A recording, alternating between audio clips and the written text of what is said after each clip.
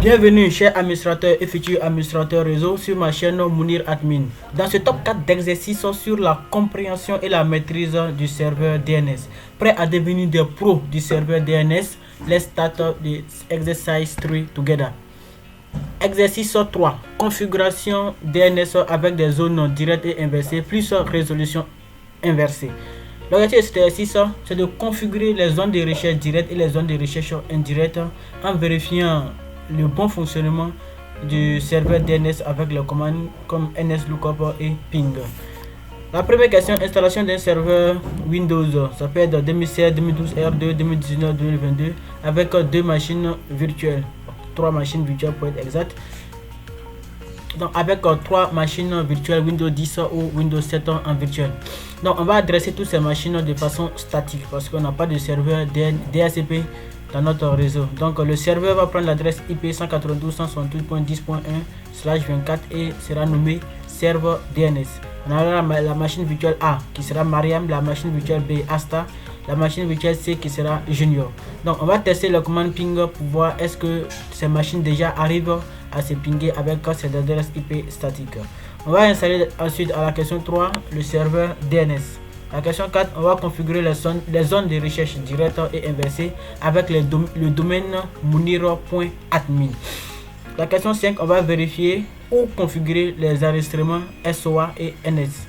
Et la question 6, on va créer les enregistrements de type APTR associés à ces différentes machines virtuelles. À la question 7, on va tester les commandes ping avec le FQDN des différentes machines. La question 8, on va vérifier avec nslookup le bon fonctionnement de notre serveur DNS sur les différentes machines virtuelles, mais aussi sur le serveur. La question 9, on va associer une seconde machine virtuelle au réseau et créer son FQDN afin de tester sa commande ping. À la question 10, on va donner accès à Internet aux différentes machines virtuelles en faisant passer toutes les requêtes sur notre serveur DNS. Bien entendu, notre serveur n'a pas accès directement à Internet. Donc, on va voir ça tout ensemble.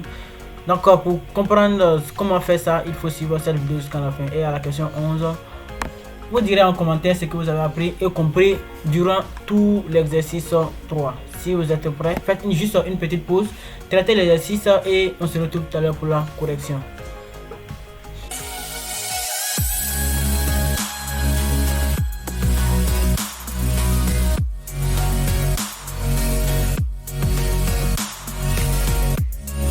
Passons à la correction de l'exercice 3. La première question, installer un serveur Windows, ça peut être 2016, 2012, R2, 2019, 2022 avec 3 machines virtuelles sur votre ordinateur. Donc là, je vais faire ça sur VMware.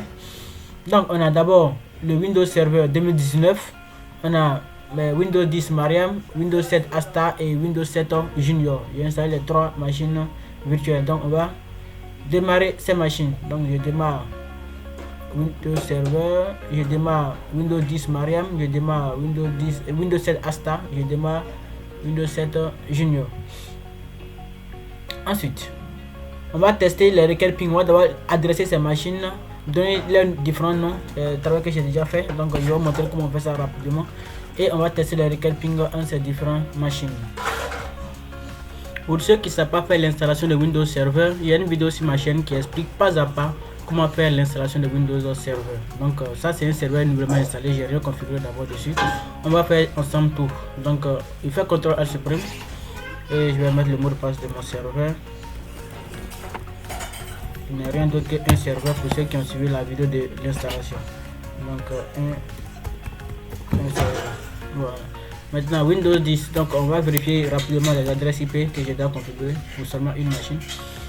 Donc Mariam est 192.168.10.10. Donc modifier les paramètres de la carte. On fait clic droit sur la carte, statut, et puis on fait le détail. Donc on peut voir ici 192.168.10.10. Voilà, donc ça c'est l'adresse IP de Mariam.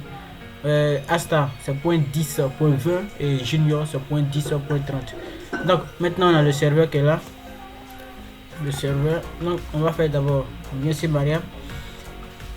Je viens sur Mariam rapidement et puis je fais un ping vers 192.168.10.30. L'adresse IP de Junior. Donc on voit bien que la machine junior répond parfaitement au ping. Donc je rappelle qu'on a la question 1. Voilà, on a la question 1. Donc CTRL C pour arrêter et je fais un ping vers .10.20, qui n'est rien d'autre que la machine Asta. Et on voit très bien que la machine Asta répond également au ping. Donc je viens directement sur la machine junior et je vais lancer un ping vers 192.168.10.10, qui n'est rien d'autre que la machine Mariam. Et on voit bien que ma machine Mariam répond au ping de junior. Donc on arrive à faire les ping entre ces différentes machines. Donc pour ceux qui auront les délais d'attente dépassés lorsque vous faites les requêtes ping, il y a une vidéo sur ma chaîne qui explique deux méthodes pour résoudre le problème de délai d'attente dépassé lors de vos requêtes ping. Vous pouvez aller la visionner et vous trouverez certainement votre solution, votre goût. Donc après avoir installé un serveur, je répète à chacune de mes vidéos avec le serveur, il ne faut jamais oublier de donner une adresse IP statique, même s'il y a un serveur DHCP dans votre installation. Il ne faut jamais oublier de donner une adresse IP statique et de donner le nom du serveur. Voilà, il faut à chaque fois modifier le nom du serveur, c'est très important. Et ça vous permet, surtout si vous avez un serveur DNS dans votre réseau, ça sera très important pour la suite de l'évolution de votre. Donc maintenant je vais dans serveur local, on va donner d'abord l'adresse IP à notre serveur. Voilà, pareil, je n'ai rien modifié comme je vous avais dit. Donc on vient là, clic droit, propriété, protocole internet version 4. Donc on a dit l'adresse, le serveur sera 192.168.10.1. donc on va donner l'adresse IP 192.168.10.1. Voilà, donc .10.1. donc ici on voit là que j'ai juste mis la passerelle, même chose comme pour les autres, et j'ai fait valider et quitter. Voilà, on n'a rien ajouté de plus sur les autres machines. Donc là maintenant je vais faire un ping depuis Mariam vers .10. Je vais faire un ping vers .10.1, qui est d'autre que l'adresse IP de mon serveur. Donc on voit là très bien que le serveur répond à la requête ping de Mariam. Donc toutes ces machines arrivent à communiquer entre eux. Voilà. Maintenant pour donner un nom à une machine, on fait clic droit sur ce PC ou bien ordinateur pour Windows 7. Clic droit et puis on fait modifier les paramètres et on fait modifier, c'est là qu'on donne le nom. Voilà, donc j'ai déjà configuré le nom de chacune de ces machines. Donc on voit bien là Mariam, voilà pour cette machine. Voilà, donc ici Windows 7, c'est clic droit sur ordinateur propriété. Maintenant sur les dernières versions de Windows 10, vous faites modifier les paramètres avancés. Voilà, modifier les paramètres avancés. Mais si Windows 11, vous devez faire domaine et groupe de travail tout simplement. Voilà, donc on va maintenant donner un nom à la machine. On va donner le nom maintenant à la machine serveur. Je vous ai dit à chaque fois, faut jamais oublier de donner le nom au serveur. Donc voici le nom par défaut de mon serveur. Donc je peux venir là, je fais clic droit sur ce PC propriété et puis je fais ici modifier les paramètres. Voilà, ou bien je viens directement sur le gestionnaire du serveur et je clique sur le nom du serveur. Voilà, sur le nom du serveur ici. Et on tombe directement sur cette fenêtre. Donc sur cette fenêtre, je vais faire quoi? Modifier. On dit ici quoi? Nom de l'ordinateur. Donc l'ordinateur, je vais l'appeler serve. Je vais l'écrire en minuscule. Serve DNS. Serve DNS pour dire serveur DNS. Maintenant, puisque sur notre serveur, on n'a pas installé de contrôler le domaine ADDS, on n'a pas installé de contrôler le domaine. Donc vous venez dans autre, c'est très important. Voilà, pour la suite des configurations DNS. Voilà, si on avait contrôlé le domaine sur notre serveur, on n'aurait pas besoin de venir dans autre. Voilà, parce que le domaine, on a cliqué directement sur le domaine et mettre le domaine ici. Voilà, donc là, serveur DNS, il vient dans autre. Donc le nom principal de cet ordinateur, le préfixe, ça sera le domaine de cet ordinateur, puisque ce sera le serveur. Donc je vais mettre Mounir admin. Voilà, donc ça sera le préfixe de cet ordinateur. Donc vous pouvez mettre votre domaine ici. Voilà, donc si votre domaine c'est pas lab.com, vous mettez lab.com. Donc mon domaine, le domaine que j'ai choisi c'est Mounir admin. Donc je fais OK. Donc je mets le nom de l'ordinateur serveur DNS. Donc je fais OK pour valider les paramètres. Donc il faut noter aussi qu'après avoir changé le nom de l'ordinateur, l'ordinateur doit redémarrer pour prendre ses configurations en compte. Donc on va faire redémarrer maintenant. Ok, maintenant on a fini de configurer les adresses IP statiques. On a donné le nom aux différentes machines. On a testé les requêtes ping. On voit que les machines arrivent à faire ping entre eux. Maintenant on va passer à l'installation du serveur DNS. Le temps que la machine serveur Windows 2019, serveur 2019 s'allume, je vais vous montrer les 6.1. Voilà, pour ceux qui ont donc introduction sur le DNS. Donc qu'est-ce qu'un DNS et à quoi ça sert? 10 questions pour comprendre, pour avoir les bases du serveur DNS. C'est les 6.1. Donc j'invite tous ceux qui débutent, qui n'ont pas toutes les notions sur le serveur DNS à traiter les 6.1, à faire des recherches dessus, et ils sauront exactement c'est quoi un serveur DNS. C'est truc qu'on va pas développer dans cette vidéo. Mais si vous avez des questions, vous pouvez me laisser en commentaire et je vais y répondre. Donc on a aussi les 6.2. Donc juste la configuration des bases d'un serveur DNS. Voilà. Donc maintenant on a aussi le 6.3. Donc installer le serveur DNS. Donc on va faire CTRL ALT supprime. Donc on peut faire ici clic droit, send CTRL ALT supprime, on peut cliquer directement ici. Et maintenant on va mettre le mot de passe administrateur, qui n'est rien d'autre qu'un serveur dans mon cas ici. Donc j'invite tout le monde à traiter ces exercices de façon chronologique pour comprendre vite. Voilà, donc les 6.1 qui est théorie, les 6.2 qui comprend les notions de base, les 6.3 qui est un peu plus avancé, voilà, surtout à partir de la question 10, et les 6.4 qui est un exercice complet, voilà, que j'invite pour ceux qui vont comprendre les 6.3, les invite à traiter les 6.4 sur la configuration avancée du serveur DNS. Donc installons maintenant le rôle DHCP. Donc il vient à gérer, ajouter des rôles et fonctionnalités, ou bien on peut cliquer directement sur ajouter des rôles et fonctionnalités ici. Ajouter des rôles et fonctionnalités.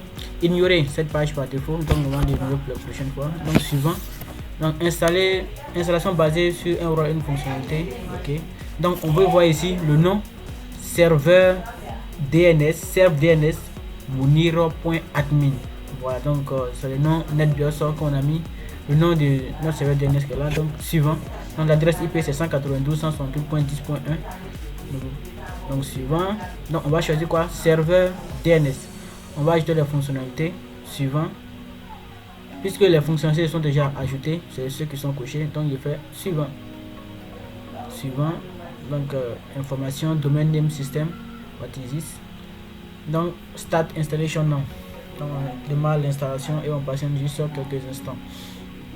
Donc là on a installation reçue sur serveur DNS muniro.admin. Donc on fait fermer. Donc on vient de finir l'installation du serveur DNS, du rôle DNS sur notre serveur Windows 2019. Donc maintenant on va configurer les zones de recherche directes et inversées avec le domaine muniro.admin. Pour configurer le serveur DNS, donc on peut venir directement sur DNS. Donc on voit très bien serveur DNS. On fait clic droit et on fait gestionnaire DNS, où on vient dans outils et on clique sur DNS. Donc, on va configurer les zones de recherche directes et les zones de recherche inversées. Donc il faut dire que le serveur DNS nous permet de... Je peux le comparer à notre répertoire téléphonique, voilà, nos numéros, notre répertoire de contacts. Donc on ne peut pas retenir le numéro de tout le monde. On ne peut pas retenir le numéro de tout le monde, mais on peut retenir le nom de tout le monde. Ou bien on peut retenir le nom de plusieurs personnes. Donc qu'est-ce qu'on fait? On associe un nom à un numéro de téléphone. On associe un nom à un numéro de téléphone. C'est la même chose que le serveur DNS fait.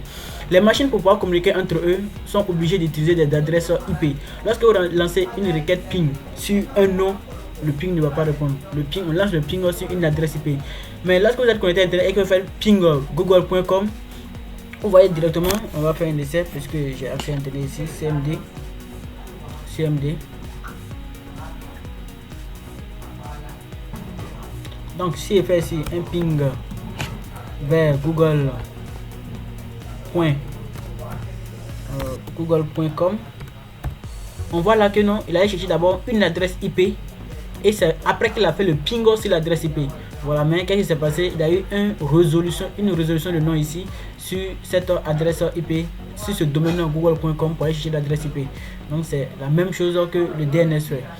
Donc la zone de recherche directe permet de convertir un nom à une adresse IP. Donc faire correspondre un nom à une adresse IP. Et la zone de recherche inversée permet de faire le processus contraire, de faire correspondre une adresse IP à un nom. Donc lorsque vous mettez l'adresse IP, il vous donne le nom. Et direct, lorsque vous mettez le nom, il vous donne l'adresse IP.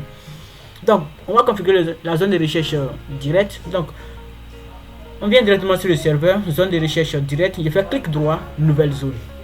Clic droit, nouvelle zone. Donc là, on fait suivant. Donc ce sera une zone principale. Donc suivant. Nom de la zone. Donc c'est ici on met notre domaine. Donc moi mon domaine c'est Mounir admin. Voilà, Mounir admin. Suivant. Donc il va créer un fichier quelque part. Voilà. Donc on fait suivant. Donc ici dans la prochaine vidéo on verra ça pour autoriser les mises à jour automatiques, parce que la prochaine vidéo on va associer le DHCP et le DNS pour les faire fonctionner ensemble. Mais là on peut juste laisser ne pas autoriser. Suivant. Donc on va faire tout manuellement. Et terminé. Donc on vient de créer la zone de recherche directe. Donc on va créer maintenant la zone de recherche inverse. Donc on fait clic droit. Donc là il rappelle que zone de recherche directe c'est du nom vers l'adresse IP. Et zone de recherche inversée, c'est de l'adresse IP vers le nom. Voilà. Donc ici, on fait clic droit, nouvelle zone. Suivant, c'est une zone principale. IPv4. Et on met notre réseau. Voilà. Donc si j'étais sur une adresse de classe B, j'allais voir les deux derniers allaient être grisés. Mais comme c'est classé, c'est les trois derniers. Le dernier seulement qui est grisé. 168. 192.168 168.10. Voilà, donc 192.168.10. donc point quelque chose, ça va correspondre forcément à une machine lambda. Donc on fait suivant, on met notre réseau suivant. Donc on va créer un fichier, donc on fait suivant. Ici c'est la même chose, hein, voilà. Donc ne pas utiliser les mises à jour dynamiques. Suivant, et on fait terminer. Voilà, on va terminer. Donc on a la zone de recherche inverse et la zone de recherche directe. Voilà, donc on vient de créer les deux zones. Donc on peut ouvrir la zone de recherche directe. Donc on voit ici notre serveur qui a été automatiquement enregistré. Donc maintenant on va vérifier ou configurer les enregistrements SOA et NS dans la zone DNS. Donc voici le enregistrement SOA et enregistrement NS. Donc on va vérifier ensemble ces enregistrements. Donc on a ici le serveur principal, c'est serveur dns.mounir.admin. Donc ça c'est juste, donc on n'a pas à le modifier, c'est pourquoi j'ai dit vérifier. Donc .mounir. Donc lors des configurations de nom, lorsque nous sommes venus pour donner le nom de notre serveur, de notre ordinateur, si on n'avait pas configuré ici ce domaine ici, on n'allait pas avoir le nom complet. On n'allait pas avoir le nom complet de notre ordinateur. Donc là, on sera obligé à ce moment-là de venir et d'ajouter maintenant mounir.admin, parce qu'on aurait seulement le serveur DNS. Voilà, tout simplement. Donc on va aussi vérifier les enregistrements NS, le serveur. Donc on voit ici serveur dns.mounir.admin avec l'adresse IP 192.168.10.1. On voit que les informations là sont correctes. Donc si c'est pas correct, vous pouvez modifier et vous mettez les informations correctes et vous faites OK, tout simplement. Mais si vous avez bien suivi mon processus, comment j'ai fait, vous aurez exactement les mêmes informations. Donc les enregistrements SOA et NS sont exacts. Donc créer les enregistrements de type A et de type PTR associés à ces machines virtuelles. Donc on va créer les enregistrements de type A et de type PTR. Un enregistrement de type A, c'est un enregistrement de la zone directe déjà. C'est sur la zone directe qu'on fait les enregistrements de type A. Et ça pointe sur une adresse IPv4. Voilà, donc si on a plusieurs enregistrements, un enregistrement de type A, enregistrement CNIM, enregistrement MX, donc enregistrement de type A ou AA. Le AA c'est IPv6. Donc nouvelle hôte. Donc ici on va mettre le nom de la machine. Donc on a Mariam. C'est une machine. Donc voici le FQDN, le nom de domaine pleinement qualifié. Donc le FQDN dans l'exercice 1, cette question c'est quoi le FQDN? Donc voici le nom de domaine pleinement qualifié. Voilà. Donc l'adresse IP de Mariam c'est 192.168. 10.10.10.10. Donc on pourrait créer le pointeur associé, mais je ne vais pas créer le pointeur, on va créer le pointeur tout ensemble pour voir comment on crée le pointeur. Donc je vais ajouter, donc on vient de créer Mariam. Il va faire la même chose pour Asta qui pointe sur l'adresse IP 192.168.10.20.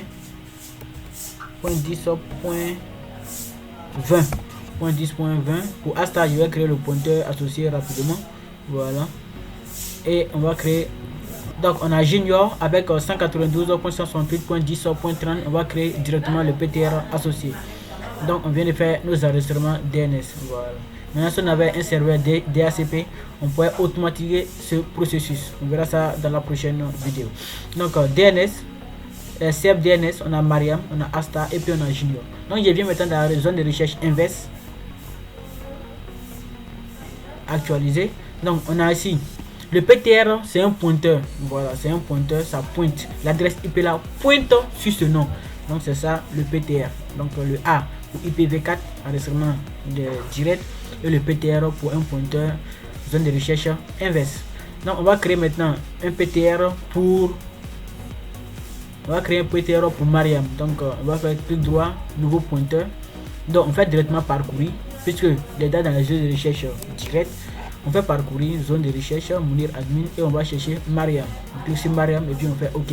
Donc il envoie directement toutes les informations de Mariam qui sont contenues là-bas. On peut aussi les saisir manuellement, mais faire comme ça c'est plus rapide. Donc OK. Donc on a nos 3 pointeurs qui pointent sur notre serveur. On va créer aussi un pointeur pour notre serveur. Parcourir DNS, zone de recherche directe, qui pointe aussi serveur DNS. OK, donc on a tout. On a créé nos enregistrements de type A et nos enregistrements de type PTR. Voilà. La question suivante. Vérifier avec NSLOOKUP le bon fonctionnement du serveur. Vérifier avec NSLOOKUP le bon fonctionnement du serveur. D'abord, on va tester les pings avec les FQDN des différentes machines. On va tester les pings avec les FQDN des différentes machines. Donc, on va déjà tester. Donc, il vient sur Mariam. Il vient dans la recherche. Et là, je vais faire un ping. Je vais faire un ping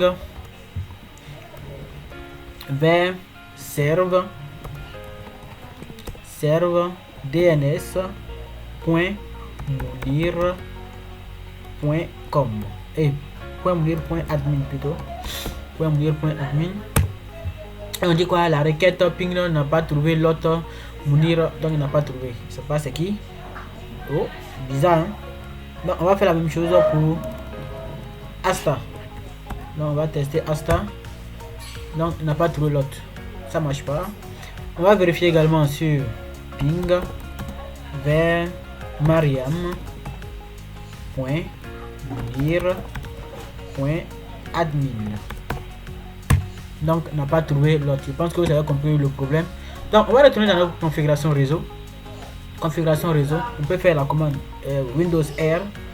Vous faites Windows R et vous tapez la commande ncpa.cpl. OK.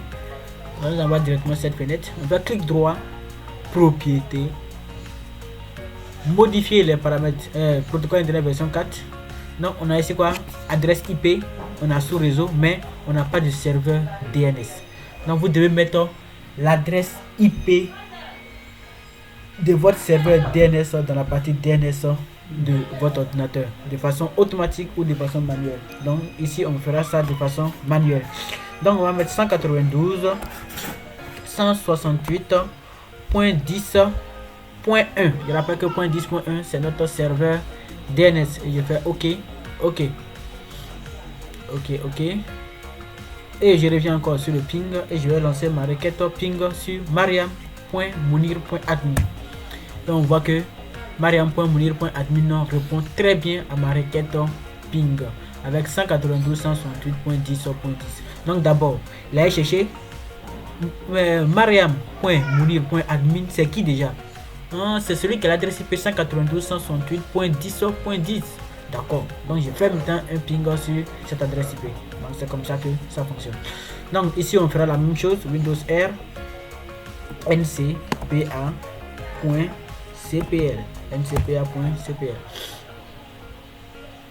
ncpa.cpl, clic droit, propriété, protocole internet version 4, et puis ici on fera 192.168.10.1. Voilà, donc ça c'est notre serveur DNS. On fait OK. Donc ça c'est fait. Donc on lui a indiqué que non, on a un serveur DNS dans le réseau et voici l'adresse IP de ce serveur DNS. Donc on va faire maintenant le ping vers Asta. Et on voit très bien que Asta répond avec .10.20 à la requête ping. Donc on fera la même chose pour la machine Junior. Donc on va faire la même chose pour Junior. Et si on teste le ping vers serveur DNS.munir.admin, on voit très bien que la machine serveur répond directement au ping. Donc tester les pings avec le FQDN des différentes machines. Donc on voit là que les pings passent très bien avec les différents FQDN. Donc le FQDN ici nous permet de vérifier que non, la zone de recherche directe fonctionne. Donc il arrive à partir d'un nom, il peut faire le ping sur une adresse IP. Donc on va vérifier le bon fonctionnement de notre serveur avec NS Lookup. Donc je viens directement sur une des machines virtuelles. Donc là on a vérifié que notre serveur DNS fonctionne très bien déjà. Donc je viens directement sur une des machines Mariam et puis fait NS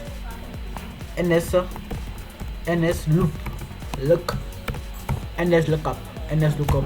Donc c'est un outil de test du serveur DNS, je rappelle. Voilà. Donc on a ici serveur par défaut. Donc on voit très bien que le nom de notre serveur sort ici. Donc notre serveur c'est 192. C'est serveur dns.munir.admin et l'adresse IP est 192.168.10.1. Il doit bien le signifier de cette manière. Donc il va faire recherche directe. Donc il va mettre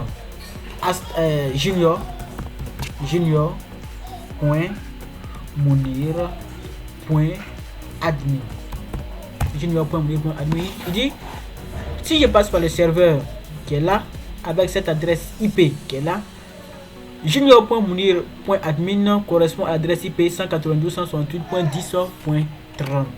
Et si je mets 192, je mets un exemple 192.168.10.254. Donc on peut voir là, il dit ne parvient pas à trouver cette adresse IP. Mais si je refais et que je mets un point 20, rien d'autre que Asta bien sûr, je fais entrer, on voit là que cette adresse IP correspond à asta.munir.com. Donc le NS Lookup fonctionne très bien. Donc on va vérifier aussi ici Windows 7 le NS Lookup.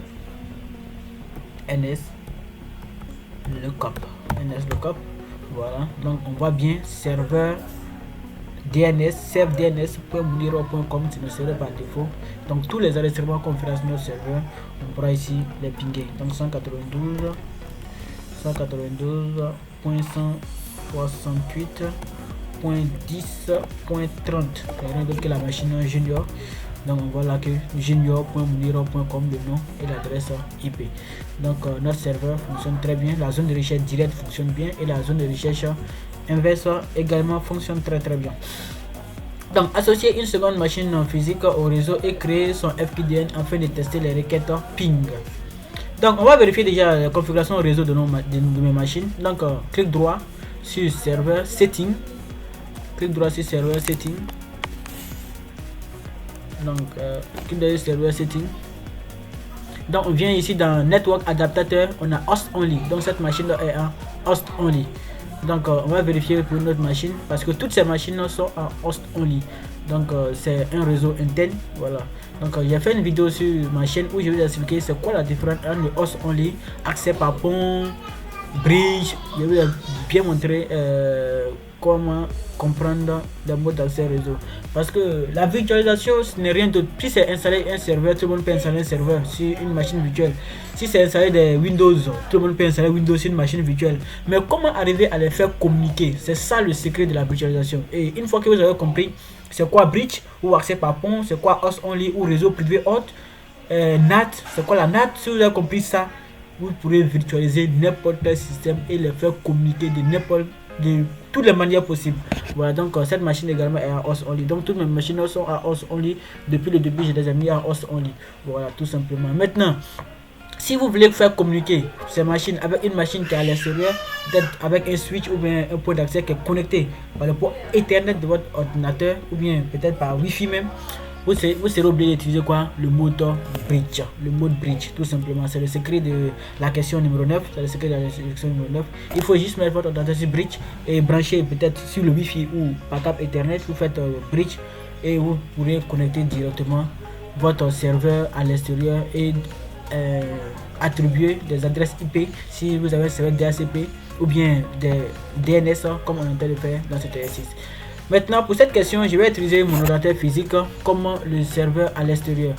Donc je viens ici et je fais clic droit et je vais mettre un autre AAA. Je vais l'appeler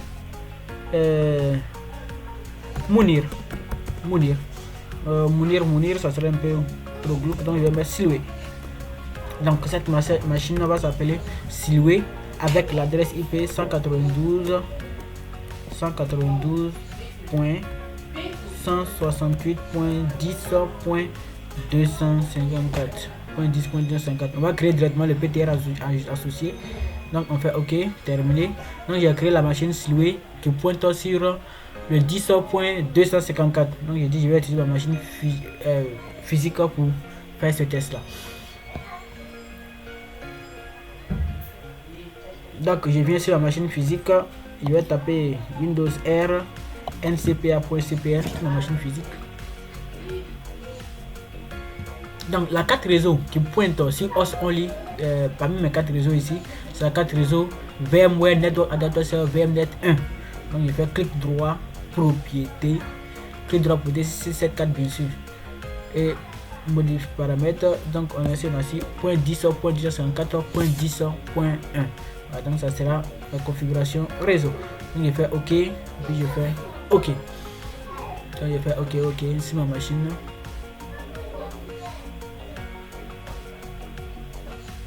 Voilà, maintenant je vais lancer le ici, je vais faire maintenant un ping vers serve DNS point Mounir depuis ma machine physique bien sûr.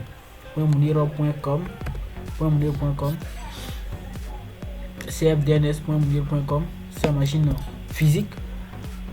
Donc on passe un instant le temps qu'il fasse le, non c'est pas .com plutôt, .admin, voilà, .admin, et on voit bien qu'il allait me trouver l'adresse IP. Voilà, ici bien sur ma machine physique il allait me trouver l'adresse IP. Mais si je désactive cette carte, je vais désactiver cette carte pour vous montrer déjà. Donc j'ai désactivé la carte et je vais relancer le ping. Donc on voit que je n'arrive pas à trouver cette adresse IP. Et je vais faire un ping -T, un ping continu, un ping -T sur l'adresse IP. Nous n'arrivons pas à le trouver, donc il ne fera pas de ping continu. Donc on va réactiver la carte. Donc c'est grâce à cette carte qu'il arrive à faire le ping sur mon serveur. Voilà. Donc ça passe très bien. Donc tout fonctionne très bien. Donc le jeu secret c'est juste de maîtriser le mode d'accès réseau, parce que la virtualisation a dépassé l'étape où c'était juste un laboratoire et puis après on ferme tout, on supprime les machines. Non, on peut installer une machine virtuelle et l'utiliser pour faire beaucoup de choses, beaucoup de choses. Donc cherchez d'abord à maîtriser le mode d'accès réseau, c'est très important pour comprendre la virtualisation. Merci VMware, le mode d'accès réseau par excellence. Voilà, par excellence. Parce que dans les prochaines vidéos avec les configurations complexes que je suis en train de préparer, on sera obligé d'utiliser le mode custom. Voilà, c'est le meilleur mode d'accès réseau de VMware. Voilà, c'est le meilleur mode d'accès réseau. Voilà, mais bon, pour la configuration de base, on peut juste utiliser le host only ou le bridge pour aller rapidement. Maintenant, la question numéro 10, la question la plus intéressante de cet exercice. Donner accès à Internet aux machines virtuelles en faisant passer toutes les requêtes DNS par votre serveur DNS. Donc, on va d'abord donner accès à Internet à une machine virtuelle et puis on va analyser ensemble le processus, comment ça se passe. Donc ici, puisque j'ai pas point d'accès pour brancher directement sur ma carte Ethernet, je ne vais pas relier aussi cette machine parce qu'il a un serveur DHCP, ça va me gêner. Donc qu'est-ce que je vais faire? Je vais faire du partage ICS. Je vais partager la connexion de cette carte Wi-Fi parce que je suis connecté à par Wi-Fi avec la carte VMnet pour pouvoir utiliser l'accès Internet qui est ici sans forcément être dérangé par le DHCP de mon Wi-Fi. Donc je fais clic droit sur la carte Wi-Fi, propriété, partage, autoriser le partage avec la carte VMnet 1. OK. Donc il dit il va modifier l'adresse IP qui est ici pour mettre cette adresse IP. Il dit OK. Donc on doit faire OK. Donc il a mis OK. Donc il a partagé la connexion Internet avec cette carte. Il fait maintenant cette carte, je dois modifier pour mettre une adresse IP statique. Donc une adresse IP. Donc mon adresse IP c'était le point 10. Donc point 10 et ici c'était point 254. Point 10, point 254. Voilà. Et je fais OK. Point 10, point 254 et je fais OK. Maintenant, pour que mes machines virtuelles puissent avoir accès à Internet, je dois mettre en passerelle et en DNS l'adresse IP de celui qui a la connexion Internet. Bien sûr. Je dois mettre l'adresse IP de celui qui a la connexion Internet en passerelle et en DNS. C'est ça le fonctionnement du réseau Internet. Voilà. Donc 148.168.10.254. 148.254. OK. Mais ici je vais mettre point 254.254. Je fais valider les paramètres en quittant. Donc pour avoir accès à Internet, on doit mettre en passerelle et en DNS l'adresse de celui qui a la connexion Internet. Si c'est votre box, vous mettez l'adresse de votre box en passerelle et en DNS. Donc si vous vérifiez très bien chez vous, vous verrez que très généralement c'est point 1.1 on trouve en passerelle et en DNS parce que le box Orange est configuré par défaut MTN avec cette adresse IP. Donc ici je vais faire un ping vers un ping vers google.com. Un ping vers google.com. Donc si le ping marche, ça veut dire qu'on a accès à Internet et que tout fonctionne très bien. Maintenant si le ping ne marche pas, ça veut dire qu'on n'a pas accès à Internet sur cette machine. Voilà, donc on voit très bien que le ping marche très bien sur google.com. Ça veut dire que sur cette machine on a accès à Internet. Donc je fais un ping vers 8.8.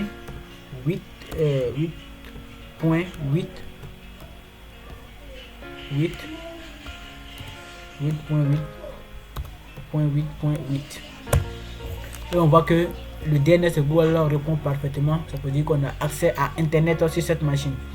On va retourner sur la configuration réseau de cette même machine. Et on va modifier l'adresse IP du DNS pour mettre point 1. C'est très important. Comprenez très bien ce que je suis en train de faire. Donc je fais OK. Donc j'ai enlevé.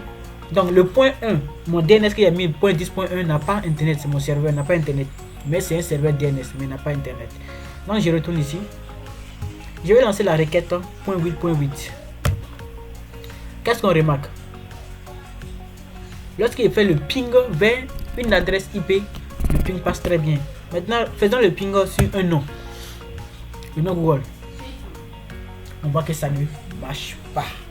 Ça ne marche pas. On peut attendre pour vérifier. Ça ne va pas marcher. Pourquoi? Quand on fait le ping sur une adresse IP qui n'est pas dans le même réseau, donc on va faire d'abord un ping sur l'adresse IP que nous avait donné avant. C'était l'adresse IP qui est là. 216 58 213 78 216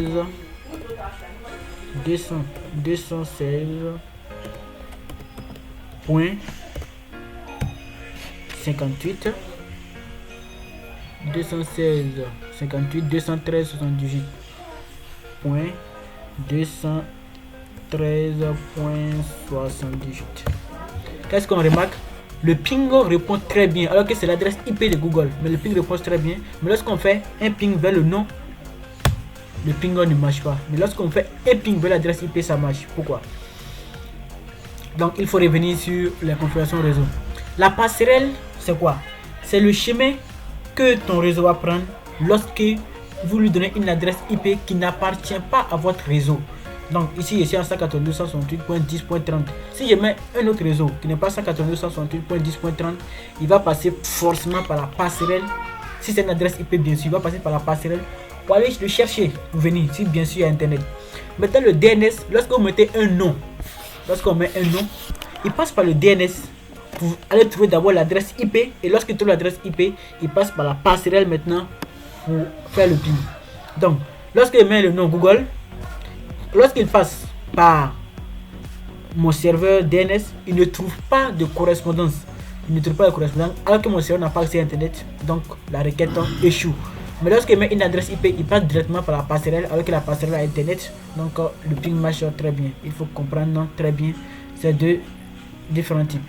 Donc ce qu'on veut faire ici, c'est de faire passer les requêtes DNS par notre serveur mais vers l'extérieur. Donc toutes les requêtes DNS doivent passer par notre serveur avant d'aller sur internet. C'est ce qu'on essaie de faire dans cette question 9. J'espère que vous avez compris très bien l'idée de la question numéro 10. Donner accès à internet aux machines virtuelles en faisant passer toutes les requêtes DNS par notre serveur. Bien sûr, le serveur n'a pas accès à internet. Donc ici on va configurer quoi? Ce qu'on appelle des redirecteurs. Donc on va dire quoi? Notre serveur DNS, si jamais quelqu'un cherche un nom, que toi tu vérifies ta liste, que tu n'as pas ce nom, alors viens passer par cette adresse IP pour aller chercher. Donc c'est ce qu'on va dire à notre serveur DNS en faisant clic droit sur serveur DNS, propriété. On vient de la partie redirecteur. Donc redirecteur, on va faire modifier et on va mettre l'adresse IP 192.168.10.254.